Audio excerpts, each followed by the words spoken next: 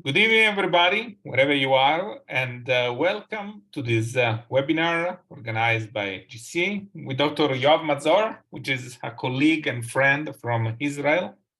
Dr. Yoav Mazor is connected to the University of Jerusalem and to the Shima Hospital, where he treats special cases. He's also in private practice in Israel, and Dr. Yoav is an innovator. He always come up with brilliant ideas, and one of which is the multi-FA that is the theme of our webinar tonight. A couple of notes. Number one, if you've got questions, please write them in the Q&A or in the chat, because at the end of the webinar, we will present them to Dr. Mazor, and he will answer to us.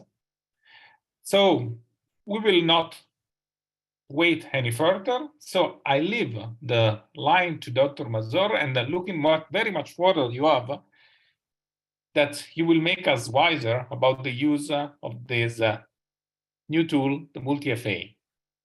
Yoav, the stage is yours. Thank you very much. I think I will maybe stop moving a little bit slower to let other people join.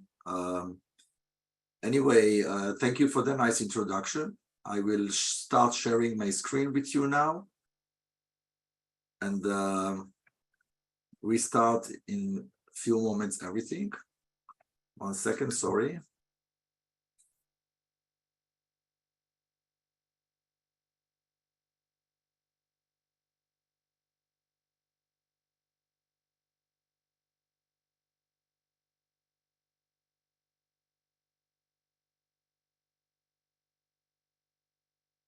Okay, everybody, do you see my screen, Stefano?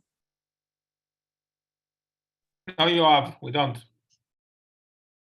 So let me go back to the share screen.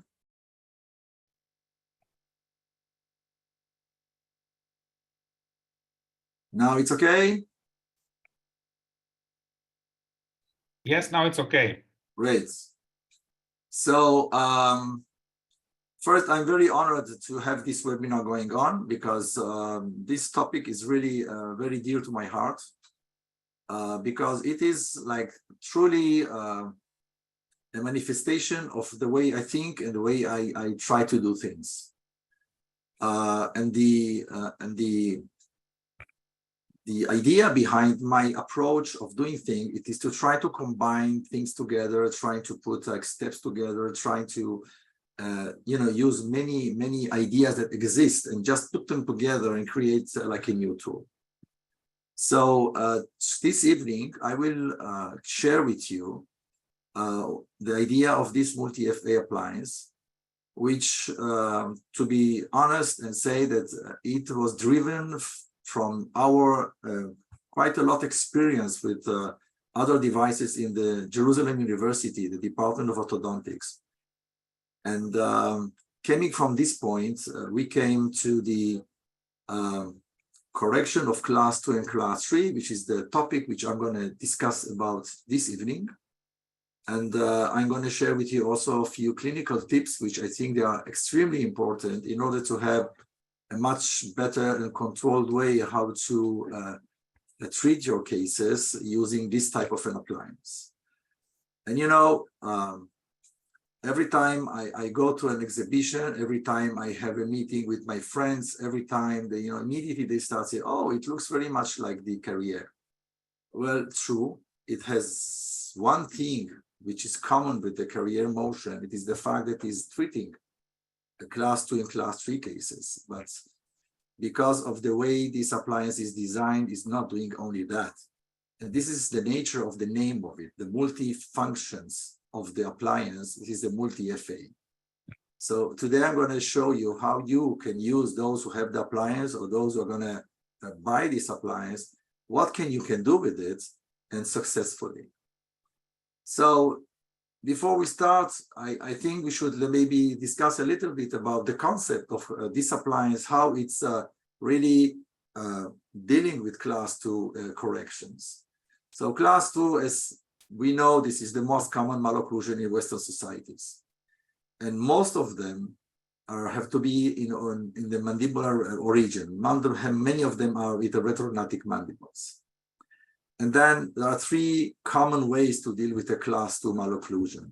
One of them is called the growth modification, that we try to like change the size of the mandible, or we try to restrict the maxilla, or we try to like make changes that have to do with the growth. The second one, it is the camouflage. The last one is autosurgery. It is quite rare. It is more aimed for extreme cases. So when we talk about the headgear and the functional appliances, we talk about growth modification. Of course, there are many other appliances, but you know, this in our country, it is one of the most common ones. And we talk about camouflage, then we're talking about moving teeth with extraction, without extractions, and of course, the autosurgery.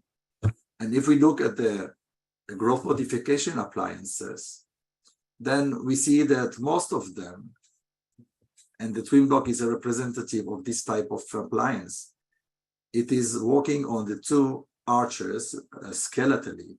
The upper arch, it is like the headgear effect, which is driven from the contact between the two acrylic inclines.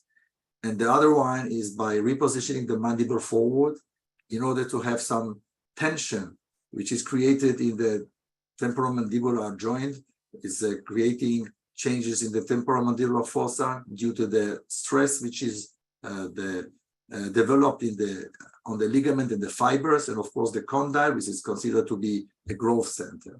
And in the end, the idea is to have like a bigger or longer mandible and like inhibition of the growth of the maxilla. In this way, we are supposed to have like improvement of the class 2.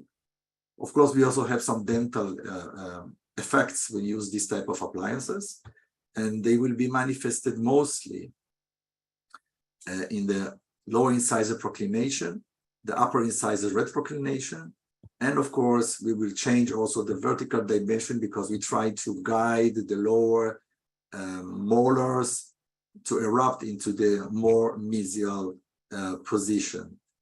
So this the basics, and we are going to look at this young lady's case. She's from 2014. You can see where it on the slide. She's a clear retrognatic mandible lady, and if we go to the all the measurements, you will see she has quite a normal side of the mandible. And here comes a question which I may not deal with this too much this evening because I don't think this is the key point of this presentation. It is something that one of my professors was used to say, that you cannot grow mandibles, even don't try, it doesn't work. And when you measure and you go by the all the norms of McNamara and you see that the mandible is normal, so you start thinking to yourself, well, why should on earth try to make it even bigger? Maybe it's a different issue. And this is the start of the teeth on this before the treatment, and this is the after one. You see she's got a nice class 1 relationship. You see the changes. Okay, and we can see in the end, and the most interesting feature, this is the cephalometrics, in which you can see the exactly things that we were saying before, like a lower proclination, a little bit of the upper change in the inclination of the upper teeth, and of course, very nice improvement of the profile. So this is the twin block which I was using for this case. But now I would like to open this door, which is called the myofunctional effect, because we seems to be like little bit neglecting the importance of the soft tissues when we talk about class 2 correction.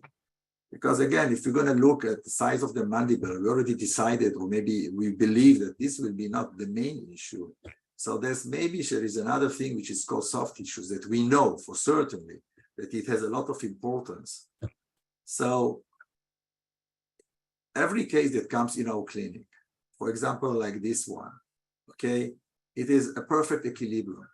This is every tooth. I'm sorry for the photo swindling over there, but anyway, every tooth in this malocclusion that comes in our clinics, every tooth is exactly in a perfect position, which is called a neutral zone. It is a perfect equilibrium between those three topics, which is the soft tissues, the hard tissues, and the habits that the patient is presenting.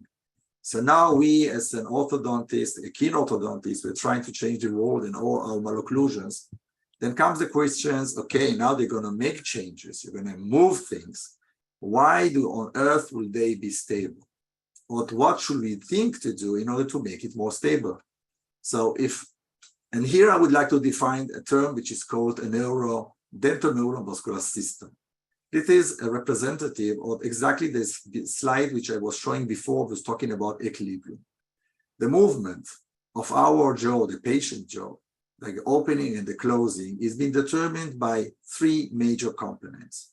One of them, it is the muscles, which are being guided, by the nerves, which is the neural system, and they've also been influenced very much by the occlusion. So every movement, which is, by the way, it is like an automatic movement. Every time we open and close, the patient is opening and closing his mouth. All these three components are very important in automatism of this whole movement. And if we're going to look at a very common situation that we have in a clinic, which is called the functional shift. Okay, when you look at the functional shift, well, you can understand really what that means, this equilibrium. You're never going to see a patient which is closing his mouth and have a functional shift, that he's doing two movements. And if I'm going to shoot my hands, it never will close and shift. It always immediately is closing into the shift. That means the neural system, it already has trained the muscles, and the muscles know exactly to go and avoid the premature contacts, and they close into the shift. So we have this cycle working here. This is automatism is working here. Sorry. And now, if you're going to look at all these appliances which are here on the screen, which represent like most of the appliances that we're using with cooperation, without cooperation, all these appliances are basically really working on these exactly 3 points: the dental, the neural, and the muscular system. If you do the repositioning, by the way, that's bringing the mandible forward to a new position. What we are really trying to do is to create a new reprogramming of the soft tissues, of teaching them the muscles to go to a new position. And the term Sunday bite, it is a very interesting manifestation of this transitional point that the muscles are starting to get the new programming, and now they are going toward this new programming, but then you need to have a very good occlusion in order to support. It is the third point, it is the dental one, which is support this new position. And if you don't get to a very nice intercrospation, a very good occlusion, then you might find ourselves that we're going to have a relapse. And the stability of this, it has to do, one, with the occlusion, and it also has to do a lot with the capacity of those soft tissues in order to adopt a new position, a new harmonies, a new equilibrium. And here comes the reason why we see that when we talk about younger patients and we talk about older patients, why we are maybe not trying to give a twin block to an adult patient, because we say, oh, he doesn't have any growth. But if you are going to follow and maybe believe a little bit more with the soft tissue issue all the soft tissue importance, maybe you might think of giving an adult a twin block. Okay, but the question comes there is, will the soft tissues adopt easily the new equilibrium that we are trying to provide? Well, to my experience, I can tell you already that it's going to take more time, and it will be harder to get the results. And yes, they will have more tendency to relapse because there are many changes happening in the soft tissues in the adults that makes getting the new equilibrium to be formed. And now I'm going to start talking a little bit about the appliance itself. Well, the multi-appliance, which is a nickname, the multi, I don't call it multi-FA, it's called multi, it's easier for me. It has to do exactly what the career is doing, like the class 2 and class 3 correction. And in this manner, I'm going to give you a few tips which are extremely important. And then we're going to talk about the multi-segmental, the hybrid approaches, and which is the art of combination. I'm going to talk about how can we open spaces, use it for closing spaces, even extraction spaces, and what is the differential of segmental distalization or mesialization. So as I was saying, the first appliance which got a lot of reputation in this one was the appliance of the Carrier. Now, if we're gonna a little bit analyze the Carrier appliance and we see what was the reason that we had, let's say, some difficulties with the appliance, it has to do with the fact of the way it is being designed. Yes, but basically the appliance is having one joint which is located on the molar, and there is a stiff arm which is connected to a piece like a pad which is bonded on the canine in this situation, for example, and together with the lower retainer and the attachment like a molar tube on the lower molar, we're using class 2 elastics. And the idea is to, by this articulation using this clear retainer to, let's say, to cancel the occlusion that we have. And in this way, under the high forces of the elastics, to push the mandible forward. Sorry, and then for the class 3, it's a different appliance. It is a one piece of metal. There is no joint over there. And the steps that we had to do, and we're using quite a lot of this appliance in our university, it is first you need to measure the distance between the molar and the canine. You have this ruler that you need to use, and then you're gonna either have an inventory, open a drawer and take one size that you need, and then you're gonna bond it, and then you start the class 2 elastics working for you. And you have to be quite, accurate with the measurement, which is not sometimes, it's not so easy. And it gets also a little bit more problematic if you have one side, you have no canine, you need to bond it from the molar to the premolar and not to the canine, then you need to have like different sets in order to be there.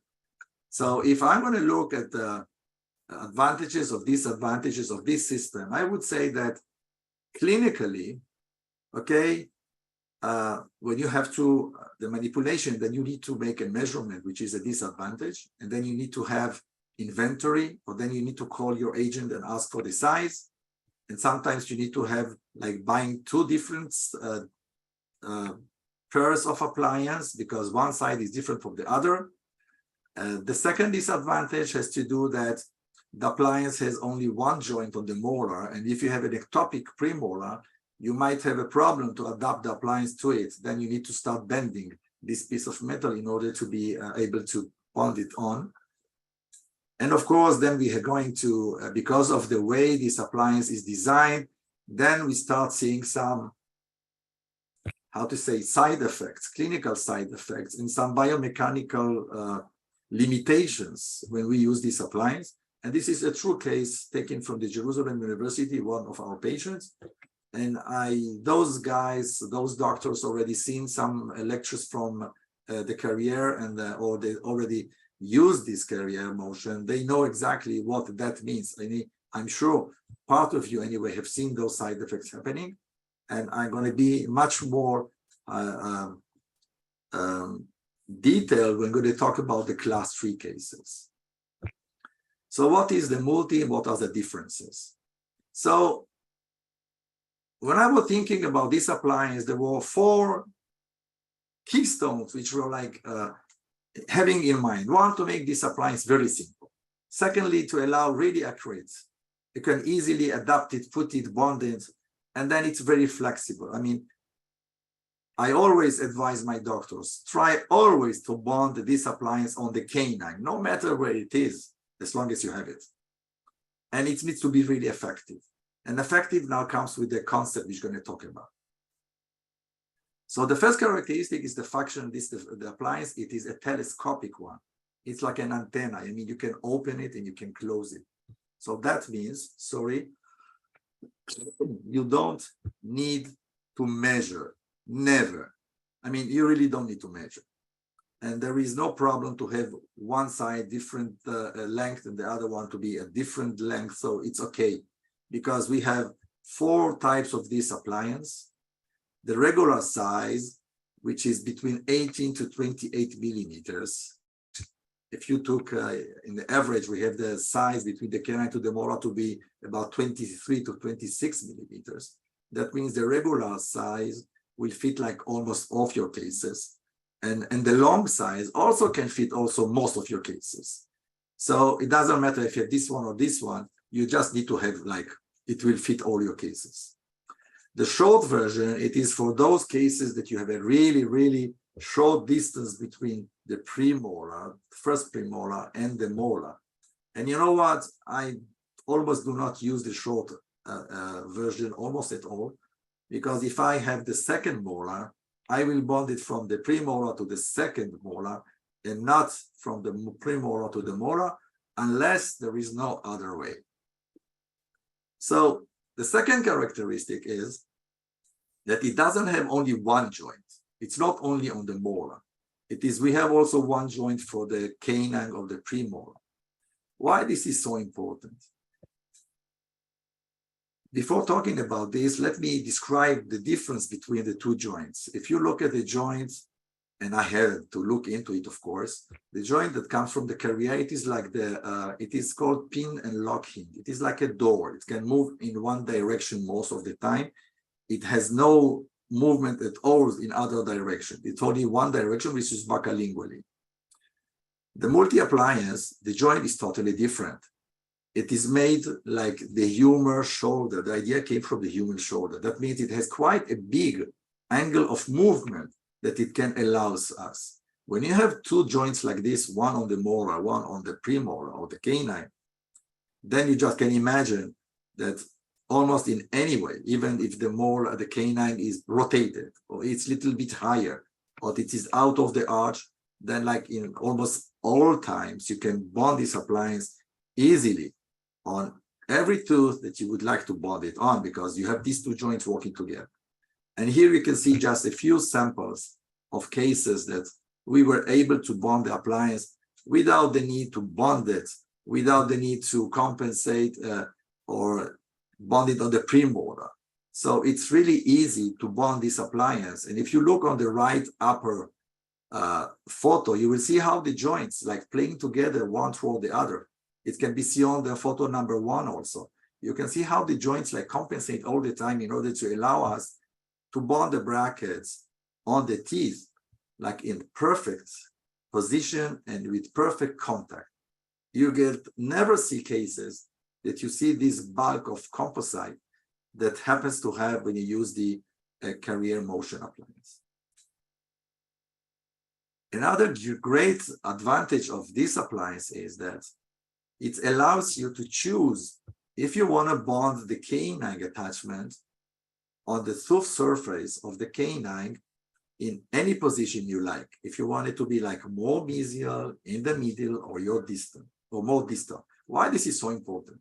Because one of the side effects that you're going to get, it has pure, simple biomechanics, is the moment you start distalizing this canine,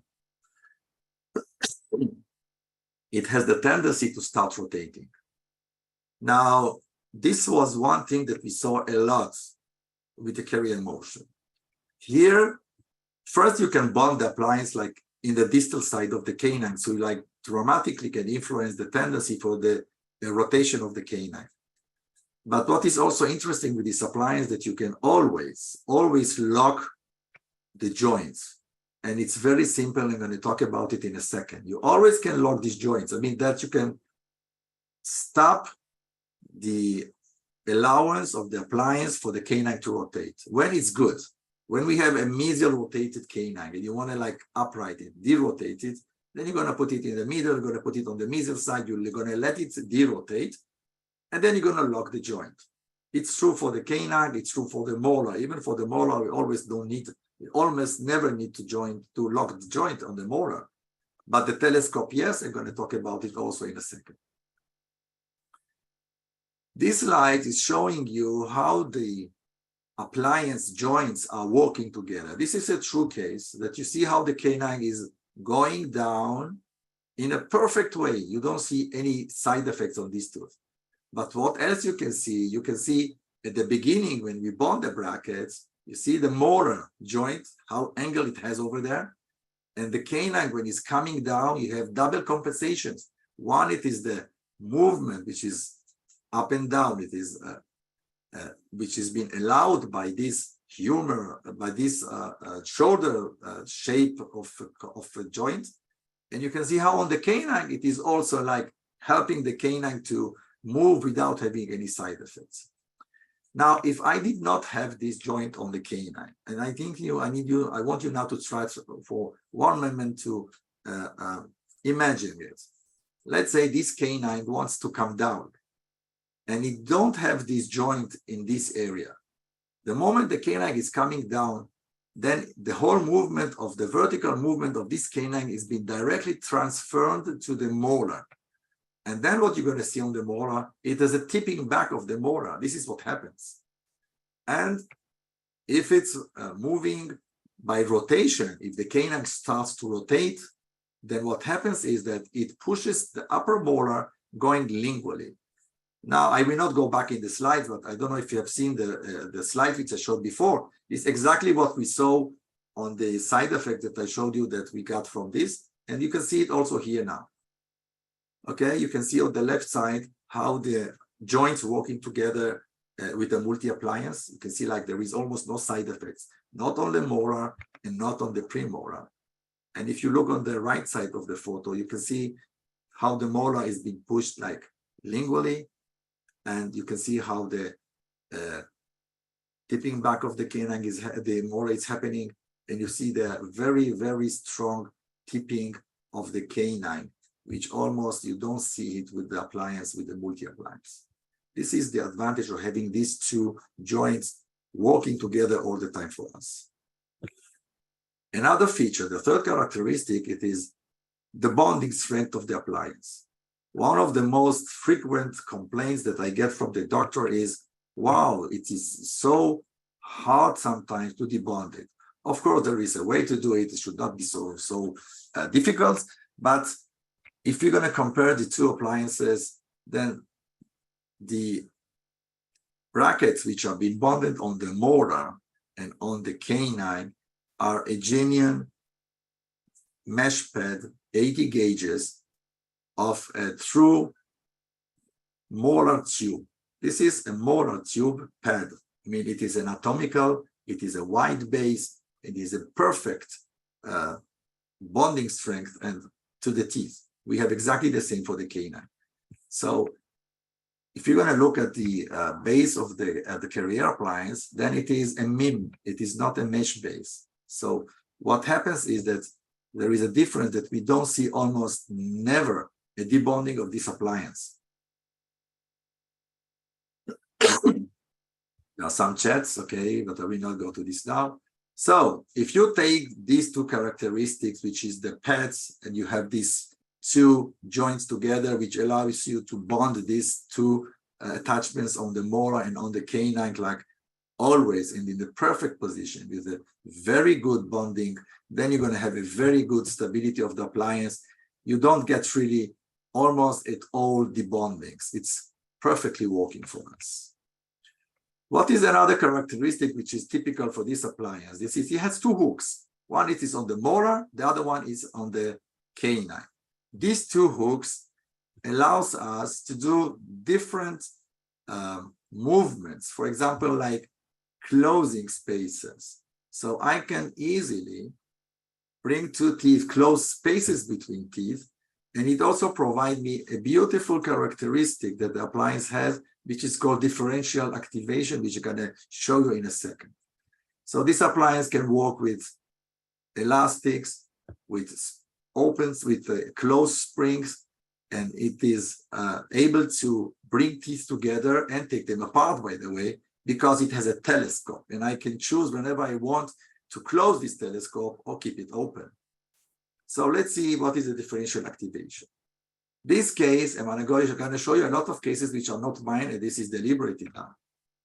So if you're going to see this case, this is from one doctor, this is a dear friend of mine, Dr. Bakish, and this is her case, okay? And this is the way she's working with appliance. And I would like you to look at this case. What you see is that the canine, it is high up. There is a distance between the canine and the first premolar. This is on the left side of the patient, and he's a full class 2. And on the right side of the patient, the canine in a good position, it's just a little bit mesially rotated, and it is also a class 2. Okay, you can see this maybe better from the occlusal view. You can see the rotation of the canine in one side, and in the lower side, lower teeth. Okay, this is how the arch looks like. This is the cephalometrics and the pararex. I will not like take time to go over this. And this is the bonding. Okay, you can see how the changes happen. Look at the canine, please, in both sides. One side, the canine came down and it was moved until it was touching the premolar. This is a very good time now to lock the telescope. Until now, the telescope was not locked. It was allowing the canine to move first. I was making a differential distalization. So, and I wanted to look there where the attachment is bonded, a little bit more distal.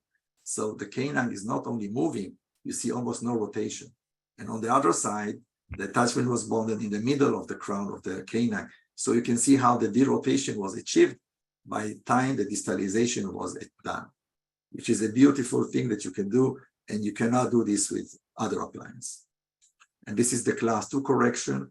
After in 2 months, you can see in the upper side, you can see the before, and you can see how the class 2 is improving just in 2 months, and how the canine on the right side of the patient is getting almost a class 1. Okay. Now, if you look carefully on the appliance, there are 2 holes on the appliance. This is on the female telescopic part. And if you look inside, you're going to see like a little bit of fluid composite. You can see it in the 2 slides on the left side of the screen. This is the way the appliance is being locked. You just can inject, this is one of the ways. You can inject a little bit of fluid composite into the telescope, and it immediately will block it. And yes, it is very strong, and you do not have to be concerned. There are a few chats, but I think we're not going to answer any questions. We're going to leave this to Stefano later on. We take them at the end, yeah. Okay, we take them at the end. Sorry. So this is how the joints together with the telescope can give us this beautiful function of this appliance, which is called differential activation, the derotation, the class 2 correction, and you see almost no side effects on the teeth. Okay, and this is from the frontal view. You can see the changes. You can see the spaces opening between the teeth, which is typical for these movements, which have distalization of the upper teeth. Let's look a little bit another function of the appliance. This appliance allows us to use also with springs. You can put the spring inside the appliance. This is the female part of the telescope. It is a simple open coil that you have in your clinics. You just have to put it inside the telescope. You just need to take a caution that this spring should not exceed more than 1/2 to 2/3 of the length of the telescope. The other way to put the spring on the appliance, it is to put it from the outside. This is a unique spring. It is not on the shelf. This is one you need to be ordered from the dealer itself. It is made to be placed outside. What is the difference between the two? The one that you put inside, as I said, this is a spring that you have in your clinics. The moment you put the 2 parts together of the telescope, then you're creating a spring.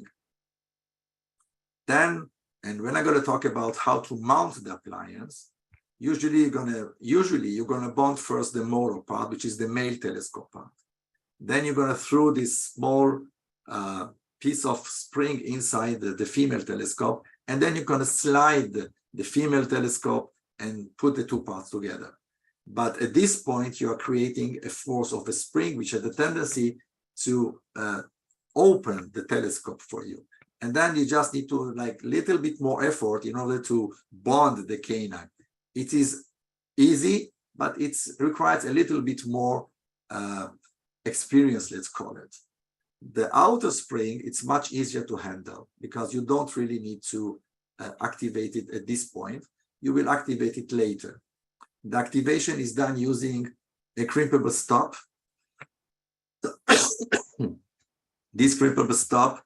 And now I'm working on this next generation of this locking mechanism. It will be different, and I guess it's going to be even better. This one is quite good. It works nice, but I think there should be another one. And this, you just slide the crimpable stop, you activate the spring, and then you crimp it. At this point, you have created the spring without having any efforts when you mounted the appliance. Now, let's take another case coming from a young doctor, which is a very talented young doctor, Dr. Nejialkova. She's come from Bulgaria, by the way. I have my course over there, and she's using very nicely with the appliance. And this is her case. Okay, this is a young boy. And what is interesting here, it is the fact that he has quite a severe crowding of the arches over there. You can see the second premolar, which is like pushed in. There is no space for these teeth. We have the severe rotation of the molars. And this appliance, the multi-FA, can really nicely solve this problem for you. And this is how she did it. And I'm going to show you the step-by-step here.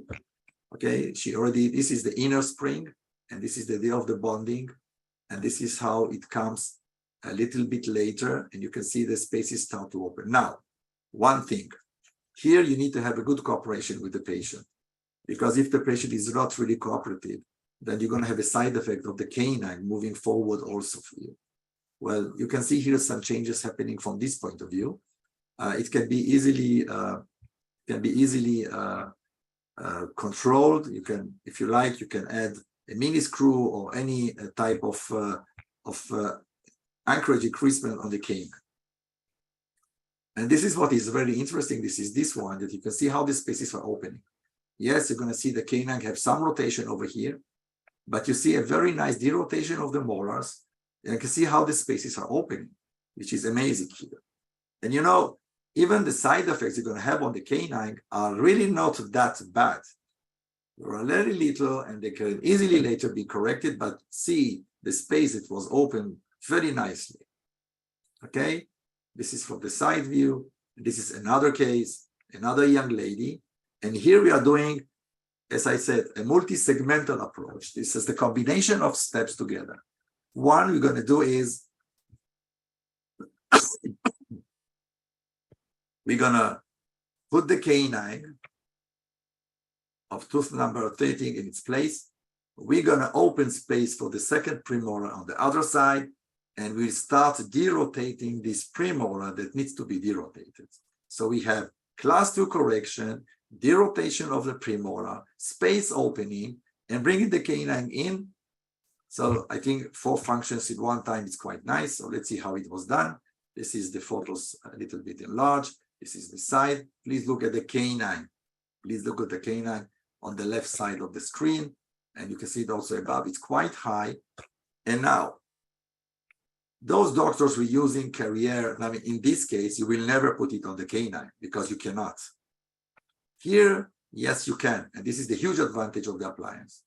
Okay, this is the Panorex. And this is now we are going on.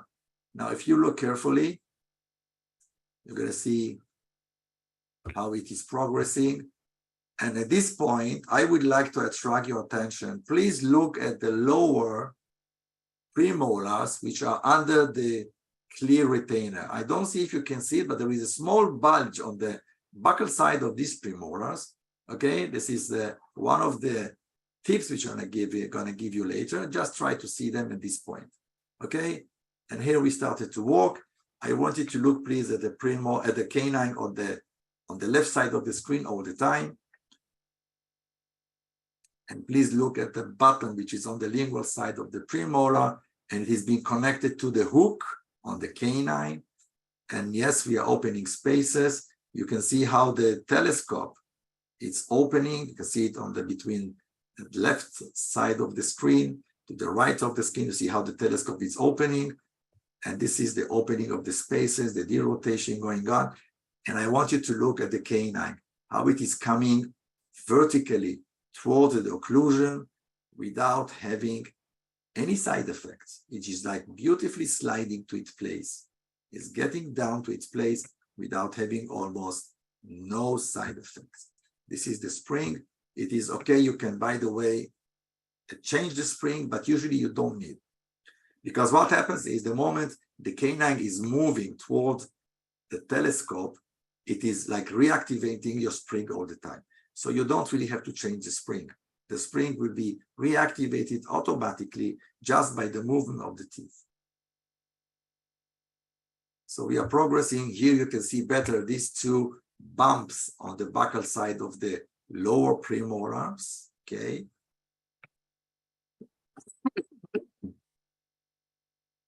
This is a very nice slide. It shows you how everything is moving. And you can see on the left side how the canine is really sliding nice to its place. The class 2 is correcting, improving, and the spaces are opening. And this is now, we're almost at the end of the procedure. And now we can go to the next step. You can start putting your brackets on. Okay, the changes. Here we are already having things. Now, if you look at the canine on the left side of the screen, there is some rotation happened over there. This is what happens if you do not lock the joint over there when it comes time. Why it is so important to lock the telescope? Because if you do not lock the telescope, it's going to create crowding when time comes. Let's see some cases of class 2 correction, which is something we talked before. This is a case from Dr. Yordanova. She's from the Sofia University, a great friend and colleague. And this is her case, her first case with the multi-appliance. Okay, so I'm going to share it with you. All photos are taken by her, beautiful photos. The class 2 that you see here, the Panorex and the Ceph. Here we started walking. Okay, what you can see here, I'm sorry for my voice, I'm just recovering.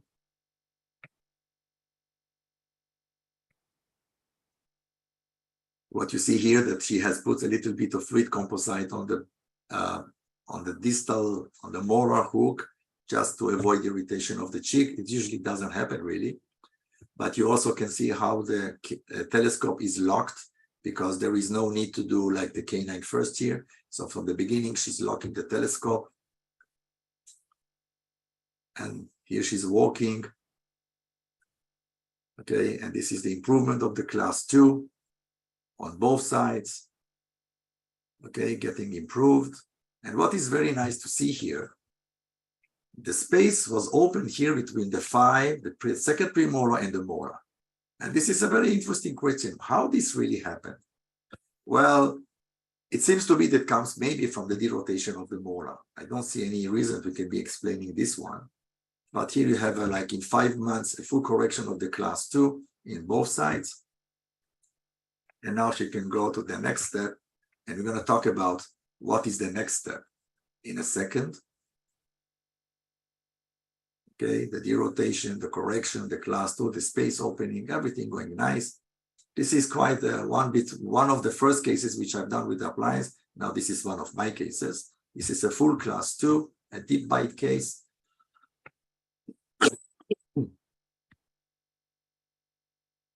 And this is in 3 months, we got a very nice class 1 happening in this case. Now, just not to be mistaken, this correction is not been happening by a distalization of this segment, the canine to the molar. No, it cannot happen because it is feasible to get about 3 millimeters of distalization. Will be quite a nice number to talk about of distalization. Most of the correction will be from coming the mandible coming forward, and there is a repositioning of the mandible. Another case, a full class 2 case.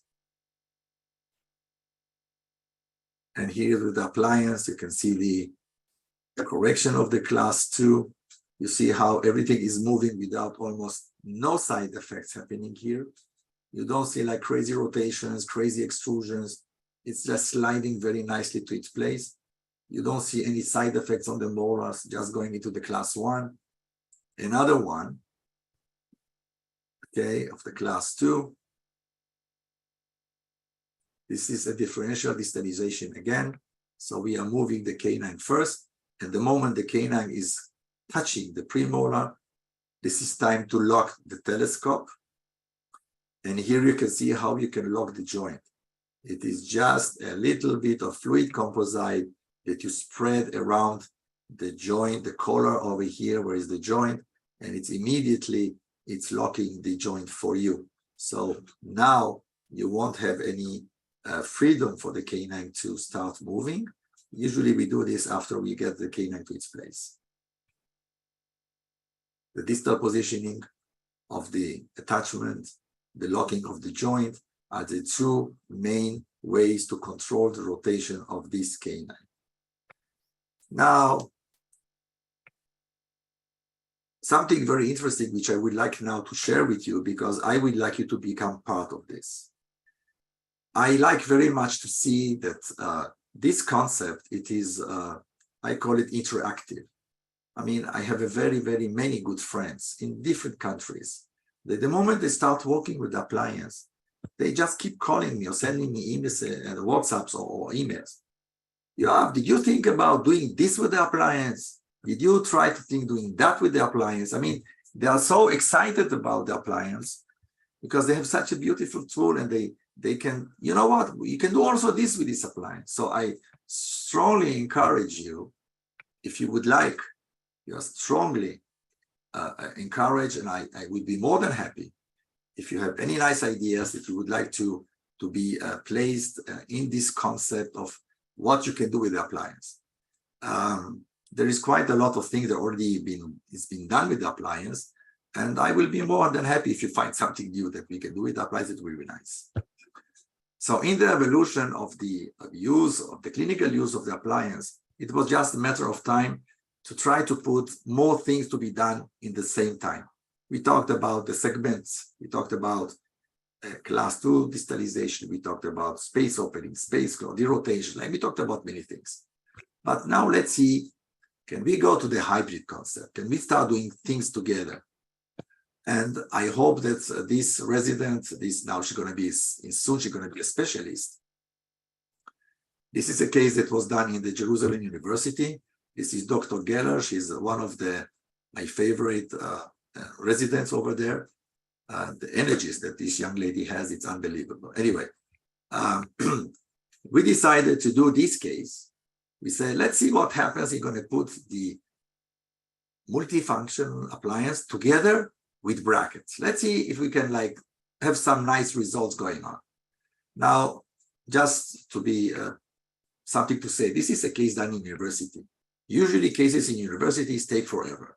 So even the time that we spent on this case was very short. Now this case has functional shift, which we have first to correct it. You can see it was corrected here. So the case basically is a class 2 case. And this is how it was after the correction of the shift, which was driven from its lateral over there on the lingual side. And now we are bonding the appliance. Now, this is one of the cases that you won't consider not to bond the canine because there is no space for it to come down, okay?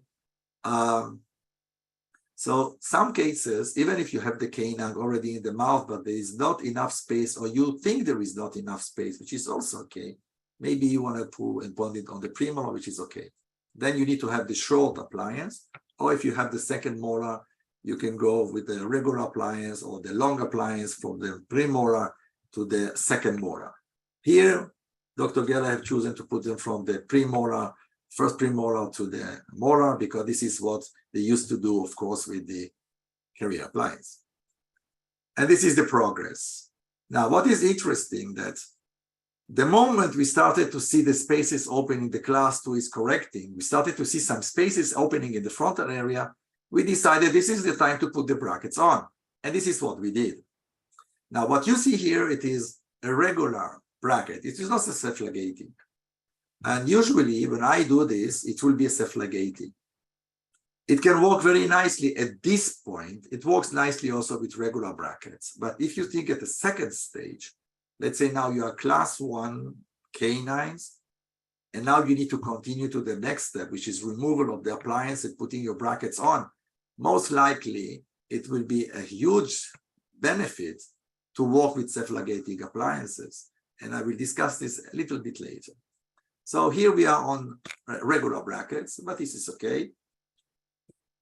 And you can see by the months. This is in 2 months, we are in treatment. And what is interesting that we are connecting, and this is something nice that you should think about also. The moment we see that we are getting to the class 1 of the molar premolar, this is the time that you connect the appliance to the teeth. This will give you, I'm going to show this in the class 2 DIV2 cases. I'm going to give you a beautiful control of the movement, buccal movement of these incisors. So we are connecting the appliance with the brackets. Okay, but I do not advise to do this from the beginning because you need to see the cooperation.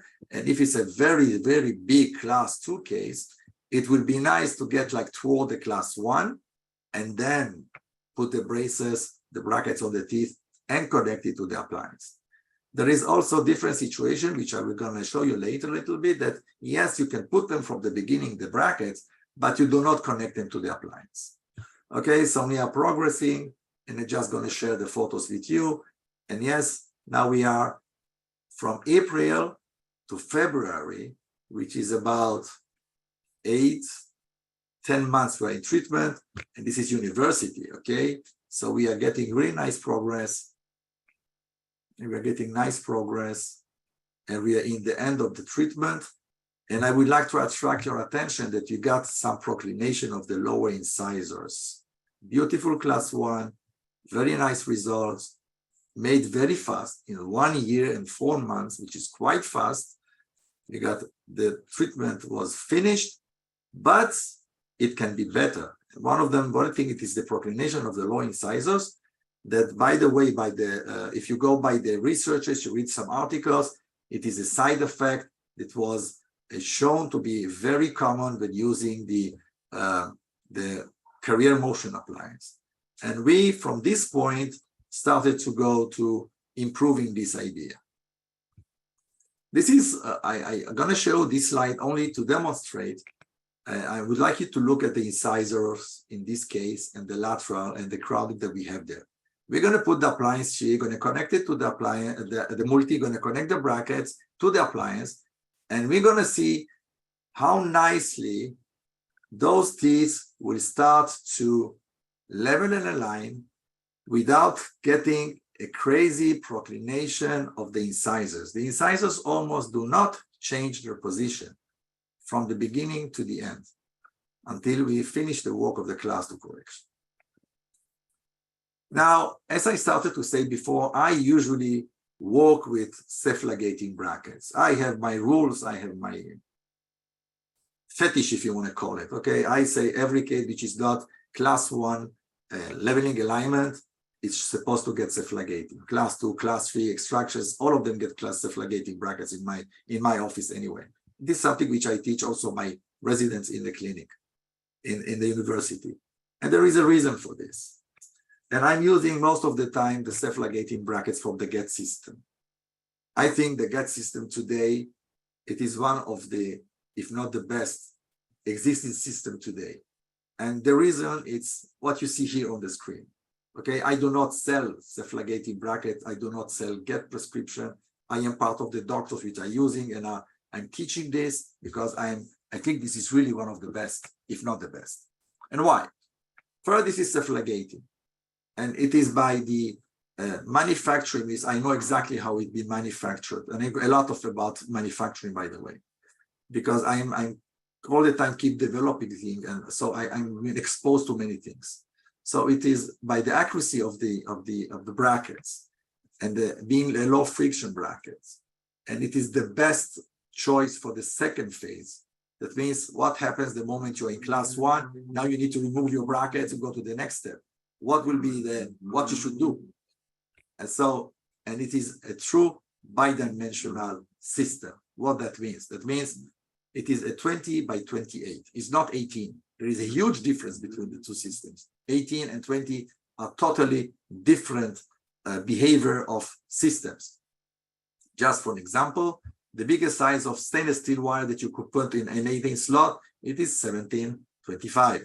Here you can put 1925. This is a wire which is, if you go by the stiffness, it's by far stiffer. It's more resistant to bending. So you get really better, control of your movements of the teeth with this type of cephalogating and bidimensional system.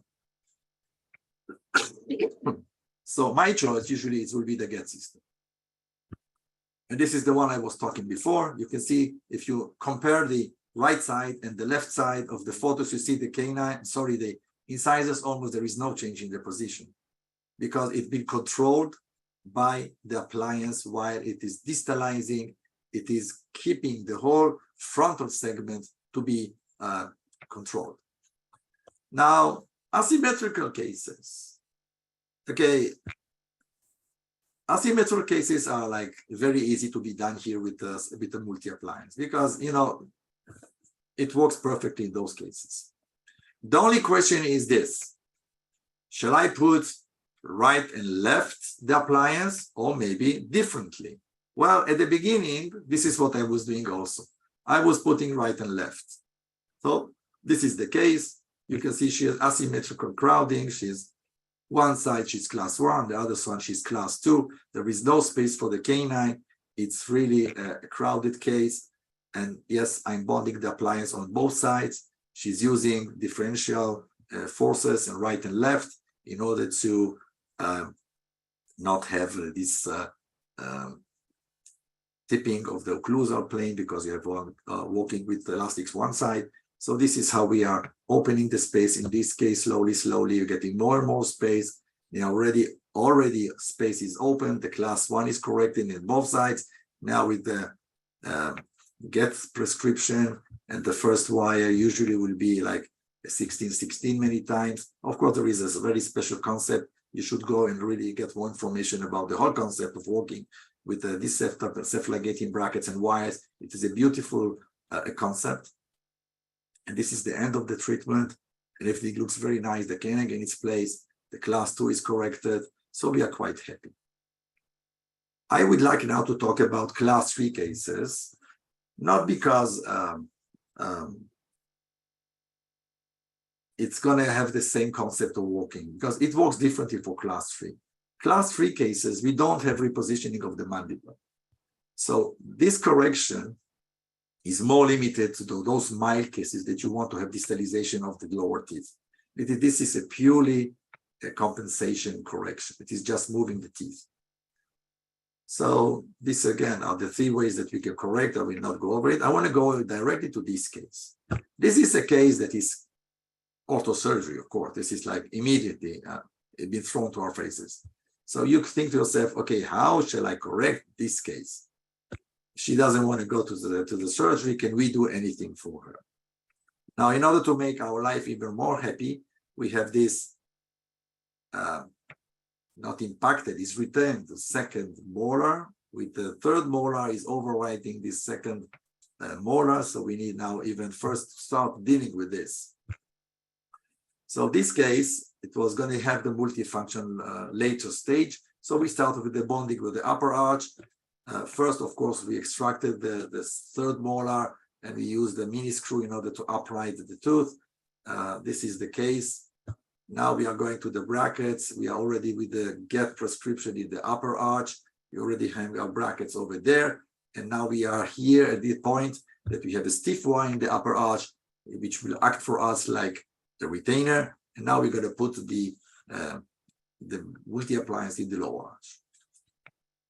I've chosen this case to show you because I want you to see something very interesting. If you look on the left side of the screen, you have the appliance bonded from canine to molar, and the other side from premolar to molar.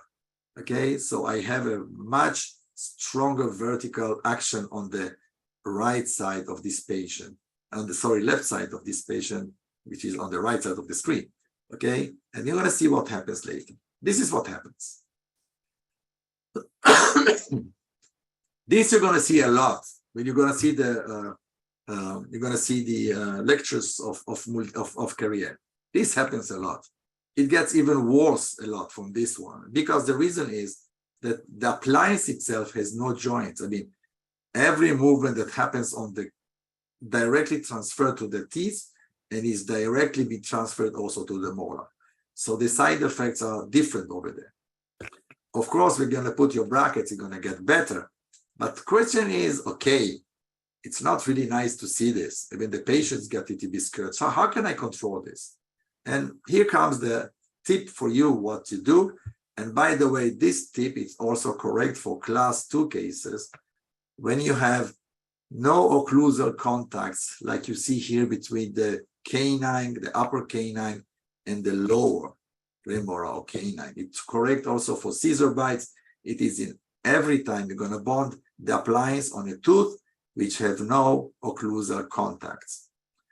So what is our tip for you is this. When you take your impression, scan, whatever, you have the two arches in your hands now. You need to have the two arches. First, you're going to make a build-up. The build-up going to be, of course, in this case, in the upper arch, this is class 3. In this build-up, you're going to make sure that when you're going to make your retainer, you're going to have occlusal contacts. Now you have occlusal, like artificial occlusal contacts in this area. Now what will happen is that when you're going to put your appliance and you're going to exercise your class 3 forces, these teeth, which have no occlusal contacts, now with the retainer will be much better retained, not to have these crazy extrusions. Okay, and this is something that works very nicely. And this is my first tip for you for this evening. This is the progress. I'm going to show you now this case from another reason. Okay, this is a subdivision, class 2 on the left side, class 1 on the right side. And this is going to get the hybrid treatment approach. And we are going to, what we're going to do here is we're going to put the brackets on one side, which is on the, put the appliance on the side of the class 2, but we're going to bond brackets from the lateral to the molar on the class 1 side. And it's going to look like this. Okay, this is the case. Sorry, going to look like this. Again, this is the get, of course, the brackets. Okay, so the patient now is using class 2 elastics on the right side, which is the class 1 side, to maintain the class 1 and the vertical dimension from changing. And it is used on the other side, the multi-appliance, in order to collect the class 2. And what you're going to see, and by the way, this case is also from university. This is a doctor from Cyprus. Okay, her name is Vikaela. She is now already finished her residency. And this is the reason what happened next in this case. I mean, when she finished her residency. First, what I want you to look is, you're going to see the leveling alignment happening very nicely without having these old teeth coming forward. Because again, you have a very nice control of the appliance over the whole anterior segment. You do not see proclination. There is no back and forth movements here. Now, in the lower arch, you see that we have those bumps, which are, by the way, attachments. This was taken from the aligner concept, and we put attachments. I'm going to talk in a second what are the importance of these attachments. So we have the attachments, we have the hybrid in the upper arch, and now the patient was living for a long time because one resident was finishing. It was time until he was called by the next resident following this young lady. And in this time, he broke his low retainer. So we're using the retainer in 2 pieces until he was called upon. And look what happened. There is a loss of control of this case. Yes, you're going to see improvement of the class 1, but look what happens to the bite. It looks not very nice now. And this is the point we're going to talk about the importance of the retainer itself. Why do we put this retainer in the lower arch? The first reason is we need to have this stabilization of the lower arch to allow these heavy intermaxillary forces with the elastics. The second reason is, okay, we need to stabilize the teeth, which is the molar itself. Because if the molar is not really retained well, this is what happens many times when you're going to do this retainers in the lower arch, which is not good enough. And there are many times that are like this. So if this happens, the molar is free to move. It can extrude, it can rotate. And then what happens is that the bite is opening.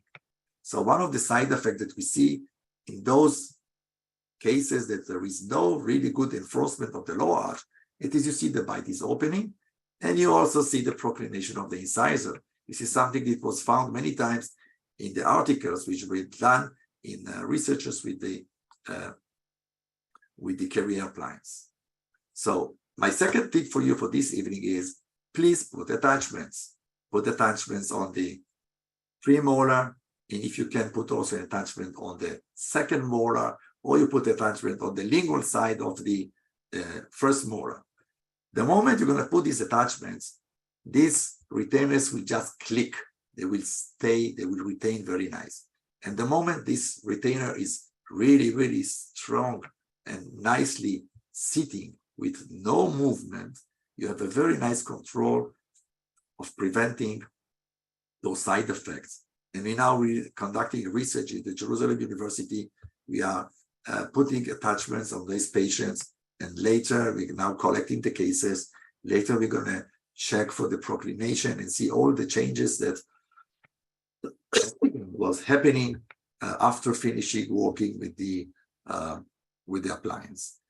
What I can say that clinically, what we see today, that there is quite a big difference. We don't see those side effects, and maybe in some of the cases, it's going to see later on, you're going to see there is no changes.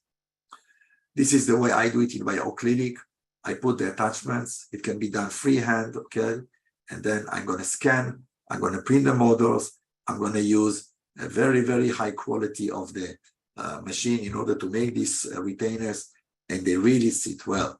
And before you ask the question, I'm using a 1 millimeter, it is 0.4 inches in order to fabricate those retainers. Some doctors are using stronger and thicker ones, which to my eyes are getting too much force and very difficult for the patients to remove them later. Let's see what happens when you have these class 2 DIV2 cases. There is a research, very nice research, showing that class 2 DIV2 cases, we have those teeth which are locking the mandible backward. So these researchers basically saying that the moment that you disarticulate, the moment you just put those frontal teeth, take them out from the retroclination that we have of the incisors, and you unlock the bite, you're really freeing. You are freeing the mandible to jump forward for you and make the correction faster. So this case, it is not a typical class 2 DIV2. I have another one, but this gets too long, this webinar, and I'm sorry for that, but this is also as nice. This is like, you see the retroclination of the incisor, you can see like the class 2 tendency, DIV2 tendency here, and we are using the hybrid concept here also. What you're going to see is, again, with the cephalogating, the get prescription, you're going to see the improvement. You're going to see the leveling alignment of the frontal teeth happening. Yes, I heard about the concept says, oh, you don't need to do that. The lower teeth will push the upper teeth and they'll open the bite for you. Maybe, maybe not.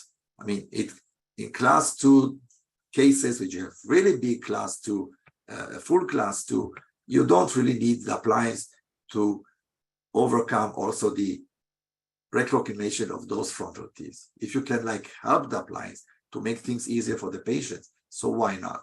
And this is what happens with the case. You see the leveling alignment, but you don't see crazy proclination. The leveling alignment is controlled. It's really controlled nicely, so you can see how they level align, and at the same time, the class 2 is corrected.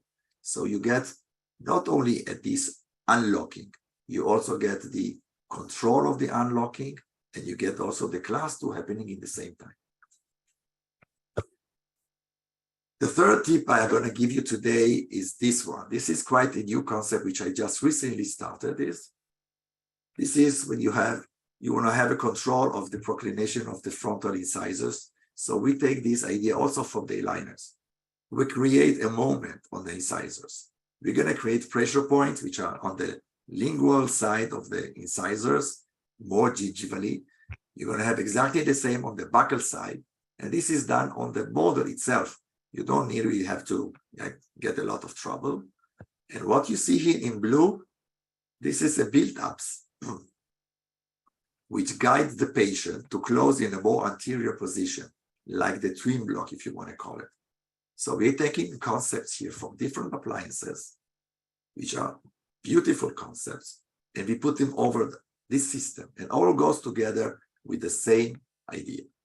So what about adults? Let's see a few cases of adults, how they work. Okay, this is the first one. It is also from a Bulgarian doctor from my class. You can see the class 2 retrognatic mandible. Okay, same concept. I'm sorry for the photos, but you can see the leveling alignment without any proclination of the incisors. And this is how she looks. You can see beautiful improvement of the class 2.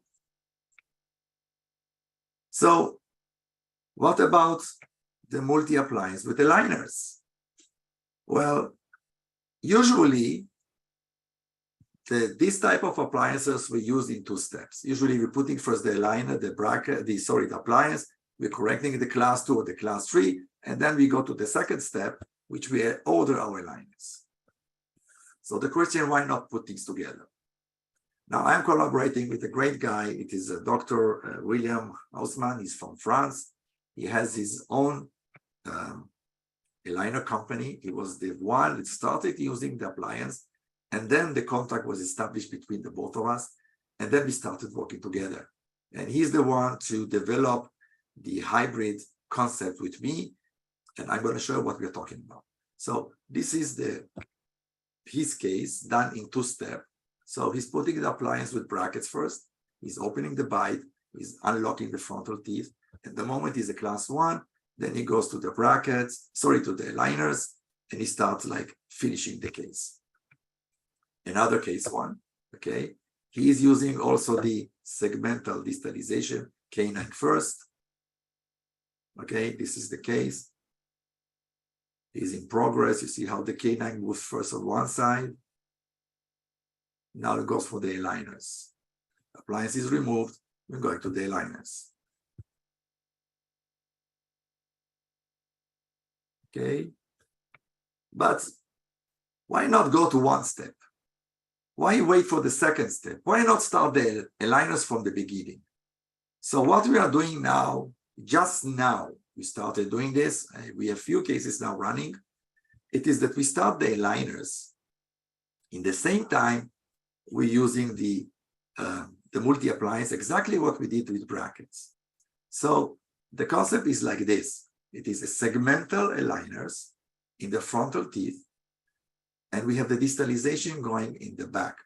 Of course, this is something quite complex. It needs to be very carefully designed from the beginning by the aligner company. And you need to monitor those cases very well. So this case, it is in progress, and you already can see how the spaces starts to open. In the same time, she's wearing the aligners. She's going to be tomorrow in my clinic. We just started here. Tomorrow, she's going to be in my clinic, and we're going to have the, hopefully the next time we're going to meet, we're going to have seen this progress. I think we're going to see even better. But if I would like to, I will stop the share for 1 moment because I want to share with you the other one that we are doing now. It is the one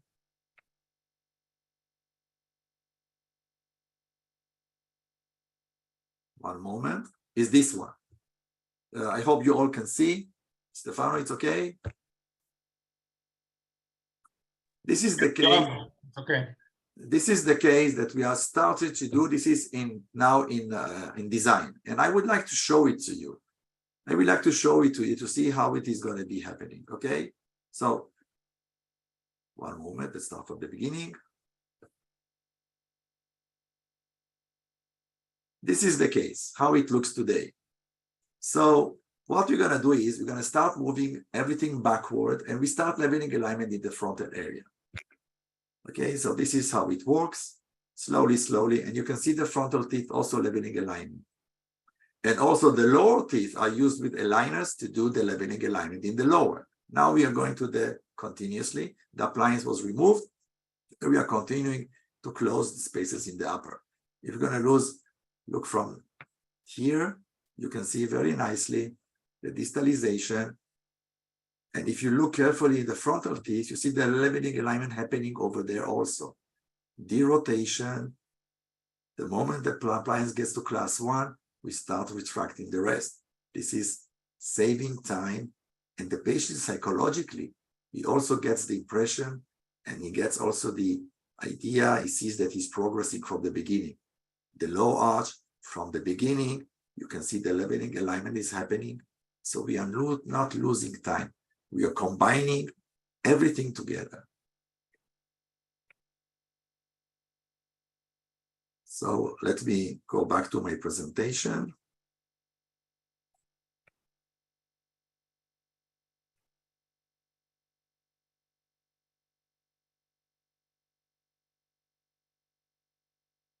Oh, why it went back to the beginning? I have no idea. Oh, it's not this one. Sorry, one moment.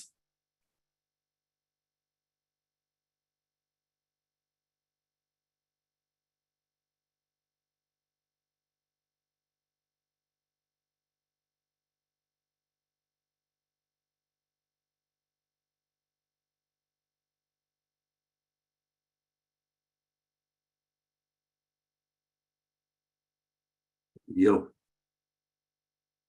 Oh, is this one? Sorry. Now let me share it again. Sorry for the inconvenience. Yes, I am back.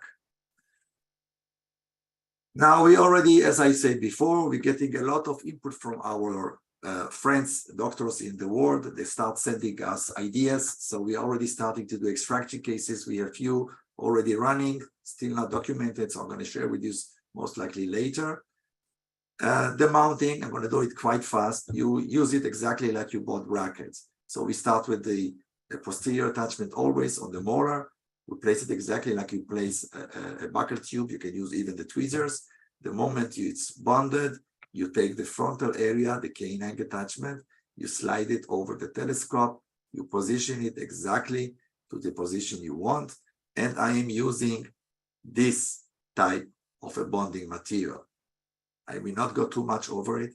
This is the new generation. It is a two-step only. You don't need the bonding material. It works perfectly. It's very good. And the positioning can be done even just pushing with your finger or using a metal instrument. At this point, you can choose where you're going to put your canine attachment according to the movement you want to get. Now it's time to lock the telescope. You can put a little bit of fluid composite, or you can use the crimpable stop that comes also with appliance. So this is how it looks with the bonding material and with the crimpable stop. Now I just started to work on the second, another way of locking method of the appliance. I think it will be the best, but still it's too early to show it. And we have this beautiful version that works bands. Many doctors prefer to have bands on the molars for different reasons, or if you had first to do expansion. Now, by the book, always the transfers needs to be corrected first. And this is what you see here. You don't start distalization before you correct your transfers. But if you use a Hyrax like this and you have bands already, and you have done expansion, why not use the bands? So this is why we have this type of appliance, which is the molar band appliance, which is a very nice one. And now we're gonna see how we can use this appliance to work with bands. Okay, we just slide into the buckle slot. In the slot, it is an 1825 stainless steel. It goes into the slot of the bracket. Okay, it's very important to have the arm close to the teeth. If need, you can bend it a little bit, but it needs to be in close contact with the premolars. You cut the end and you bend it to lock this point.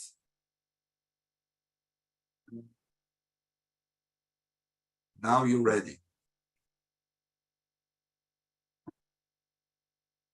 Now you just continue easily.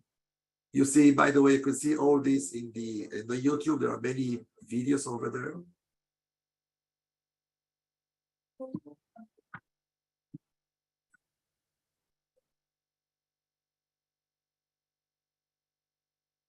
The attachment gets perfectly its position.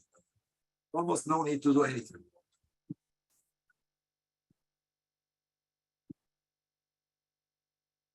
It's done.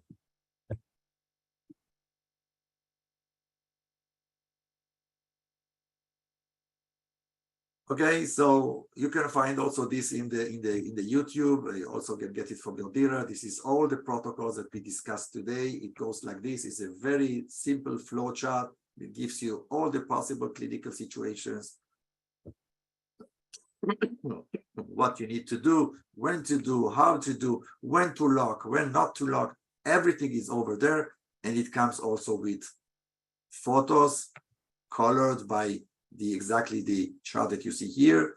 And you also have this, all the cases that representatives, or all the cases we talked before, just over here for you in order to use easily. The bracket, the elastics protocol, this is the elastic protocol.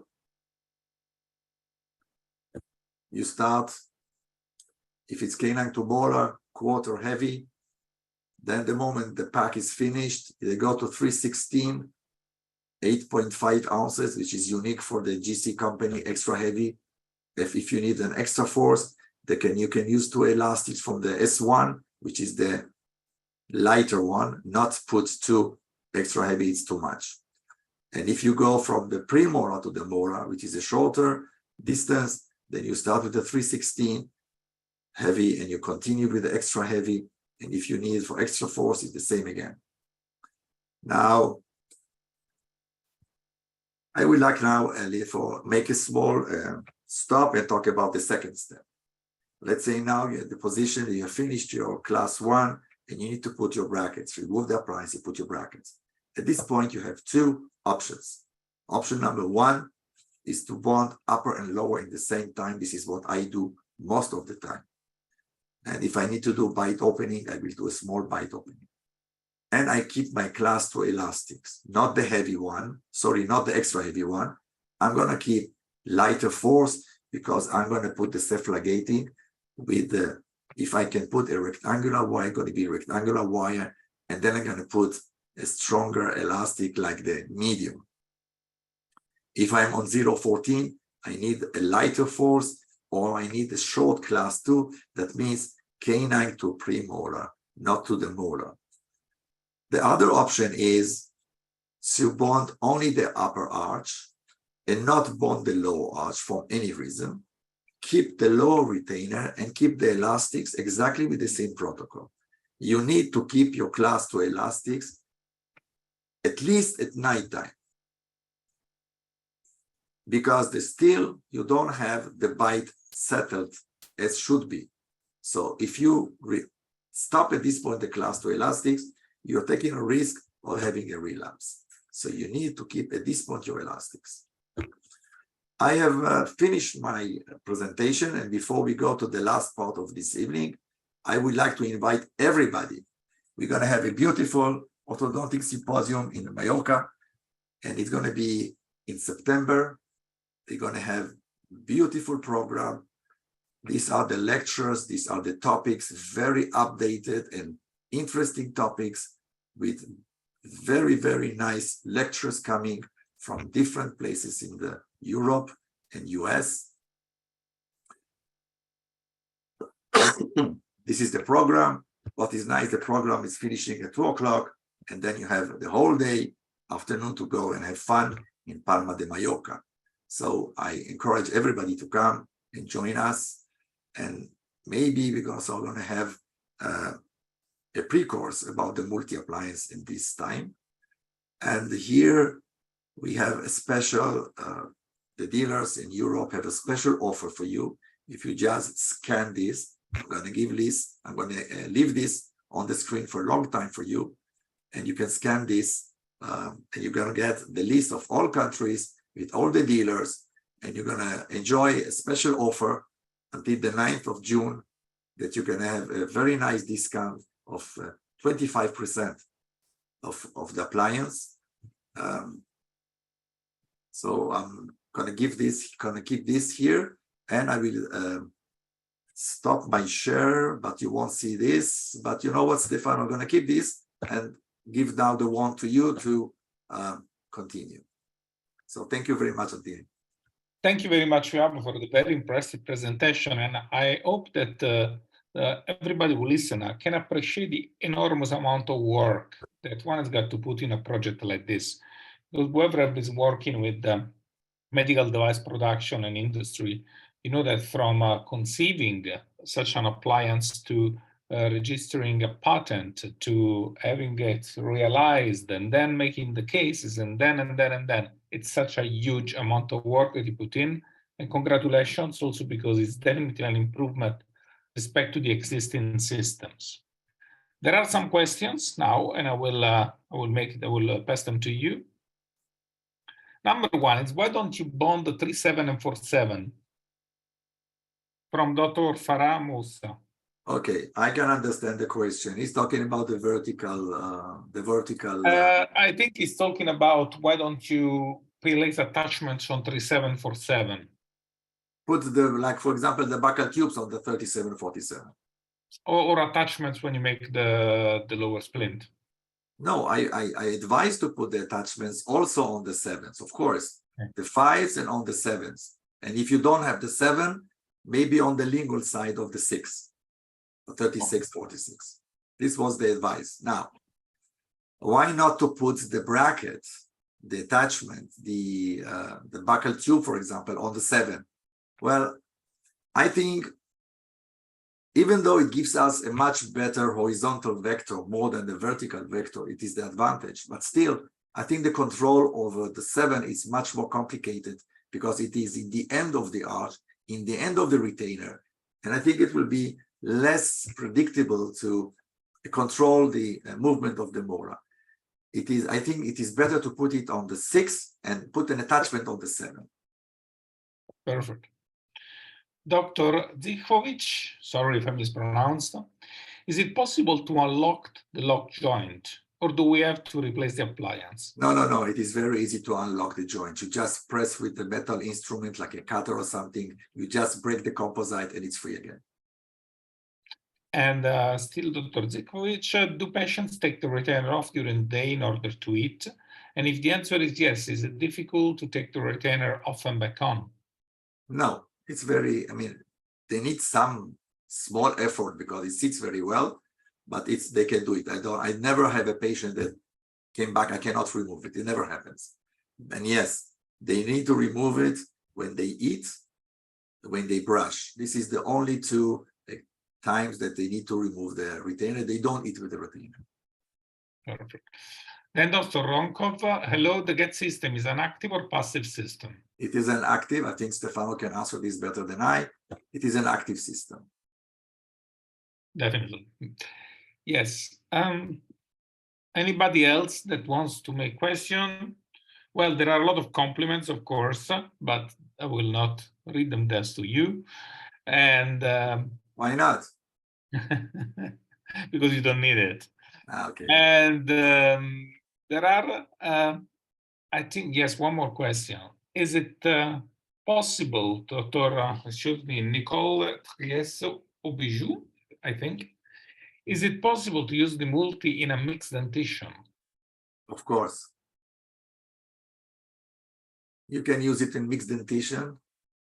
You can use it like in different versions. One, it is if you want to correct class 2, which by the way, I myself less prefer to correct class 2 cases in mixed dentition, but you can. It is served many times to open spaces when you have lack of space. I have a few cases of those.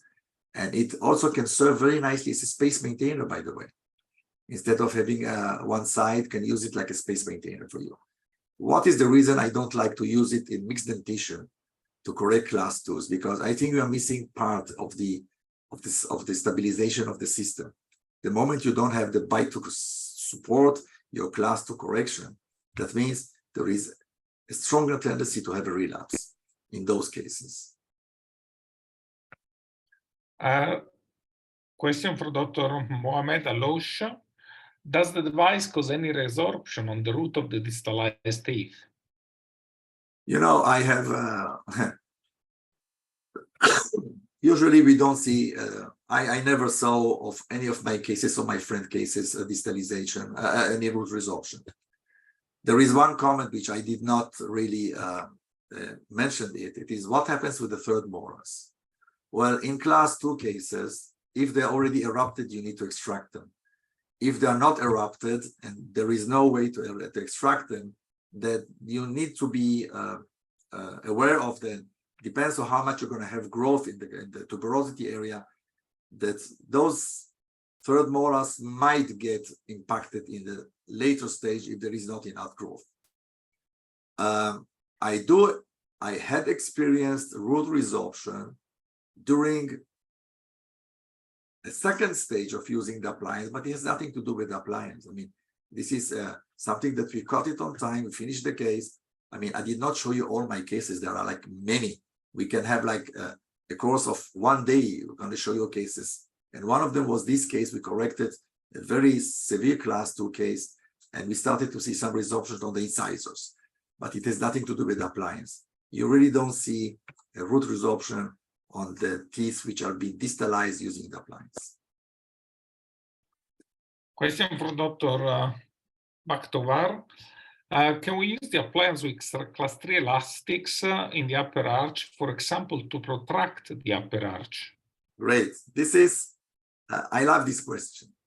I love this question because this is type of a doctor that's really challenge us all the time. What do you think about? Which I thank you very much for the question. Yes, you know, I'm going to tell you a story about exactly about this. Here in my country, we have one doctor which graduated her studies in my class. She's a very, very good orthodontist, and she's a speaker for career in my country. Now she has a daughter. Her daughter is missing 2 upper laterals. She was yesterday here in my, no, the day before yesterday, she was here in my home because she saw this presentation, and she came here and I gave her as a gift 2 cases of the multi-appliance, because this is exactly what she wants to do. She wants to protract all teeth and close the spaces and not go for implants. The answer is absolutely yes, and vice versa. You can do this also for extraction cases. That means the moment you extract upper premolars, you don't need to go for all the brackets. I mean, you can put the appliance, and this is another tip for you. You need to put the button also on the lingual side of the premolar and on the molar. And then you need to start closing the space of the extraction with class 2 elastics, and it works beautifully. And later on, you can connect also the frontal teeth in order to retract also the frontal teeth while you're closing. This is before even putting the brackets on the upper arch, which is a very nice way. Yes. Next question, Dr. Pierre Mortier. Does we extract the third molar before distalization? Of course. Also in class 3 cases, of course. Question from Dr. Stolz. Is a lingual arch attached to molar bands in the lower arch a good alternative to aligners with tubes on the lower molars? Yes, if you're going to put anyway the clear retainer over it. Why? One of the main keys for the success of class 2 correction, it is the disarticulation. The moment you're going to put a lingual arch, it is an excellent way to retain, but you are exposed to 2 side effects. One, you do not disarticulate, so you need to fight the bite yet. Secondly, is your anchorage is not the whole arch. It is like 6s which have indirect anchorage on the incisors. That means any movement you're going to get on the molars will be immediately transferred also to the incisors. And this is something that you do not want to happen. You can put bands on the 6s, that's perfect, you know, but you need to put the retainer anyway over it. It is not enough to use a lingual arch. A question for Dr. Samuel Minsat. Do you take in consideration the position of TMJ? Did you observe any TMJ problems in patients? I will answer you this. There is no more side effects using this type of appliance, which is using class 2 elastics. You know, we know that class 2 elastics is a basic idea. They overload the TMJ. You might get some transitional inconvenience in the TMJ during this type of movement. But since the correction of the class 2 is not purely by distalization, it is like over bringing the mandible forward. the period of time of using the appliance should be like finishing in 4 months. In average, usually it finishes its function. So I can say that from those we are all working together with this appliance, it is quite a lot of countries. Until now, we did not have any complaints about having TMD or any problems with the TMJ. But again, class 2 elastics overload the TMJ.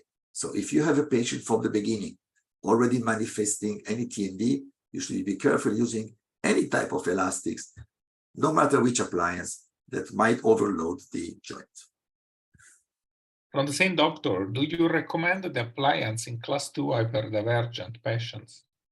This comes from the claim that the bite is opening while you are distalizing. To answer the question is good. If it's really hyperdivergent with a very increased vertical height, I might consider not to put the appliance. I might consider looking for a different type of appliance which do not open the bite. Absolutely, it will not be the twin lock, for example. I will choose an appliance which is not bite opening. The answer is yes, I reconsider in these cases. Question from Dr. Alexandra Ronkov. How do you proceed in patients as if patient has TMJ problems and is symptomatic at the beginning of treatment? If I know from the beginning he has TMJ, TMD symptoms, I will reconsider to put this appliance anyway. These are not good cases to start using class 2 elastics. Question from Dr. Daniele Raviglia. Have you ever had problems caused cant of the occlusal plane? No, never. And question for Dr. Maria Racheva. Which brand of aligners did you use for the case with aligners?